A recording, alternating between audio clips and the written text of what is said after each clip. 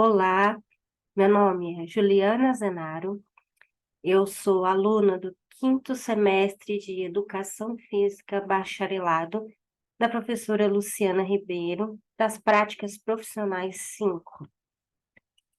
Bom, o que nós vamos falar aqui nesses slides, mostrando nesse vídeo, é um trabalho voltado para resolver uma questão sobre como tratar diferentes tipos de treino para jogadores de futebol. Ou seja, tratar os motivos que os jogadores de futebol realizam diferentes tipos de treinos. Para isso, a gente vai trabalhar 3 tópicos bem brevemente aqui, para que a gente possa entender por que há esse motivo dos treinos serem diferentes para os jogadores de futebol. Nós vamos trabalhar com o processo de contração muscular, tipos de fibras musculares e diferentes tipos de fibras musculares acionadas durante as corridas.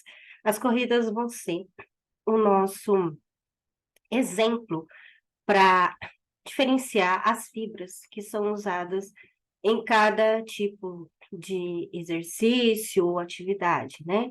Então, nós vamos exemplificar aqui. Bom, o processo de contração muscular ocorre através de um impulso elétrico. Ele começa aqui, no impulso elétrico. A gente vai começar agora falando dele de uma forma bem genérica, tá? Então, nós temos um impulso elétrico vindo de um neurônio motor que ele está interagindo junto com uma fibra muscular, tá? Essa fibra muscular, ela é composta de miofibrilas, e essas miofibrilas tem um filamento, uma composição de filamentos que é chamado de sarcômero. Aqui nessa próxima figura, a gente pode verificar que está bem sintetizado o processo, né? Desde o músculo, os fascículos, né?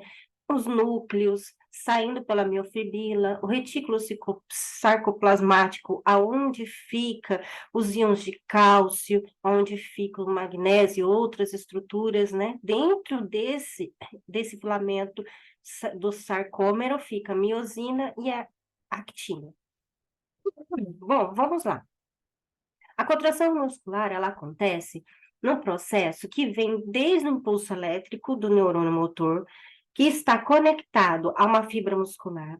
Esse neurônio libera acetilcolina. Essa acetilcolina libera sódio, que vai despolarizar dentro da fibra muscular, entrando em contato com o retículo sarcoplasmático, vai liberar cálcio. E esse cálcio é o que vai ajudar no processo, na estrutura de contração muscular. Então, nós vamos chegar aqui, ó, e ver que, além de a gente precisar desses impulsos elétricos, a gente também precisa que a miosina e a actina estejam interligadas. Para isso, quando o sódio entrou em contato com o retículo sarcoplasmático e ele recebeu esse estímulo e liberou o cálcio se conecta à actina através da troponina C, fazendo que haja uma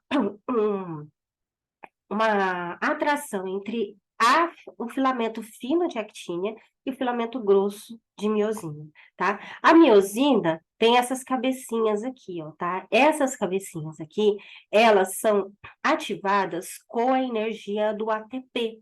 Então, é necessário que haja um estímulo elétrico, é necessário que haja um processo ali dentro do músculo, da fibra muscular, da miofibrila, para entrar nesse sarcômero. Esse sarcômero vai ter o retículo sarcoplasmático, onde tem essas proteínas, esses íons, e eles vão ativar. O cálcio vai ativar a actina para que haja atração, e a ATP vai proporcionar com que a miosina se conecte e elas deslizem entre si. Nesse processo, nós temos os discos Z, que são aqui, ó, nessa lateralzinha assim, ou a linha Z, que são estruturas de proteínas, e essas estruturas de proteínas vão ficar mais próximas umas das outras, fazendo com que haja essa contração, tá? Essa contração muscular, ela ocorre devido a todos esses processos. Então, quando esse processo de actina ligado ao cálcio, que é muito importante nesse processo, e ATP, a miosina, há esse processo de contração muscular. E quando o cálcio se desconecta da actina e o ATP da miosina, há o relaxamento do músculo, tá? Então, o que que acontece? Há todo um processo de emissão neuromotor, do neurônio neuromotor, há um componente intercelular ali, há uma estrutura para que haja essas conexões para a liberação de cálcio e para a conexão da ATP na miosina, para que a actina e a miosina possam se interligar, trazendo com que o músculo fique mais contraído, mais retido, trazendo os discos para as suas extremidades, tá? Aqui a gente falou um pouco sobre a contração muscular. Nós vamos entrar agora na vertente dos tipos de fibras musculares. Nós temos 3 tipos de fibras musculares: a tipo 1, a tipo 2A e a tipo 2B, tá? Para que a gente possa entender como é que funciona essas fibras musculares, a gente tem que entender também que a gente tem os músculos diferentes. Nós temos o músculo estriado cardíaco, o músculo liso e o músculo esquelético, que também são diferentes em suas fibras. O músculo cardíaco, a gente só encontra as fibras do músculo cardíaco no coração. Os músculos lisos, a gente encontra as fibras lisas só nos nossos órgãos e vísceras. E o músculo esquelético é aqueles que estão grudados ou perto dos ossos. Tipos de fibra 1 que a gente tem. A fibra 1, o que a gente precisa saber dela? Tipo de fibra 1, ela é lenta, ela tem alta capacidade aeróbia, ela tem grandes quantidades de mioglobina, que é uma proteína que transporta oxigênio. Então, ela é um sistema aeróbio e tem bastante oxigenação. É uma contração muscular lenta, capacidade oxidativa, ela é resistente à fadiga. Então, nós encontramos esses tipos de fibras musculares em grupos de músculos responsáveis pela manutenção da postura, como estabilização do corpo, músculos do pescoço e etc. Porque esses músculos não podem fadigar com facilidade.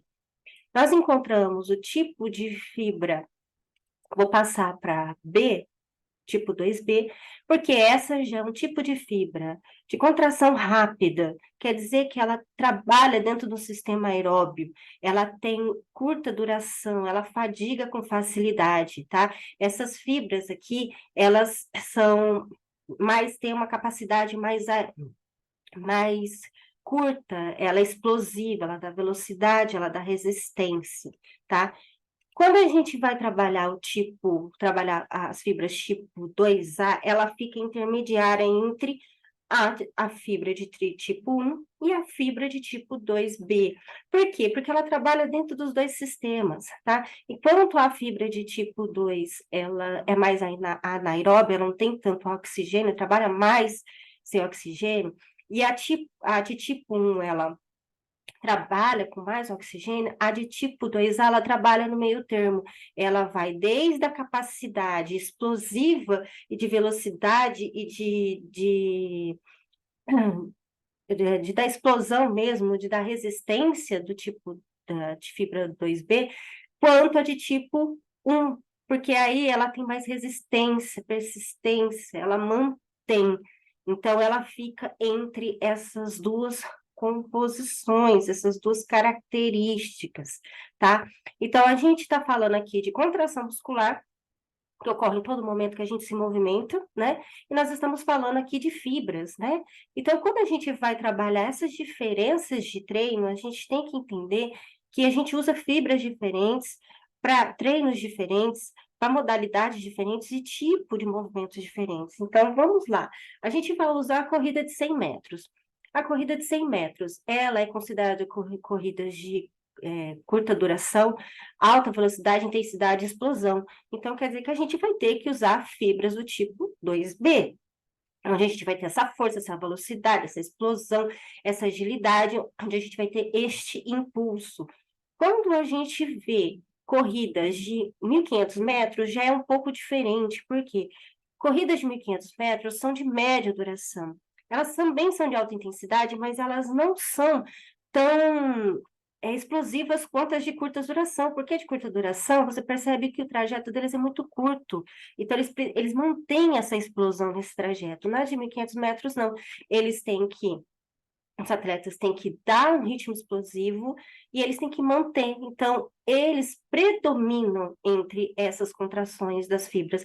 Nenhuma fibra vai predominar sobre, vai ser única. Todas têm Uhum. predominância, porque a gente está entrando e soltando, entrando oxigênio e liberando gás carbônico o tempo todo. Então, a gente está nesse processo aeróbio e anaeróbio o tempo todo.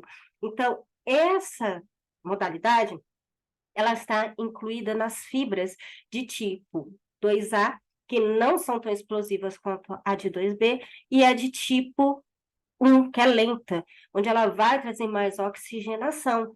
Então, ela precisa se manter numa aceleração, numa força, numa explosão de saída, e depois no percurso ela tem que manter o fôlego, a resistência, um ritmo prolongado, uma fadiga prolongada. E aí, na chegada, se tem uma nova explosão. Então, aí se usa novamente esse tipo 2A. Então, não é necessário usar uma fibra maior de tipo 2B, porque essa explosão não vai se manter durante o percurso, certo? Então, por isso que tem essa diferença entre entre essas duas modalidades. Então, há diferenças de treinos quando a gente trabalha linhas de fibras musculares, desde a sua contração, desde da sua composição, até que tipo de músculos a gente vai usar para certos tipos de esporte, ou de modalidade, ou de exercício que a gente vai fazer, tá bom? Aqui eu deixei umas referências bibliográficas, certo? Que eu me baseei, estudei. Eu espero que eu tenha sido breve, tenha sido clara, e eu agradeço. Muito obrigada, até a próxima.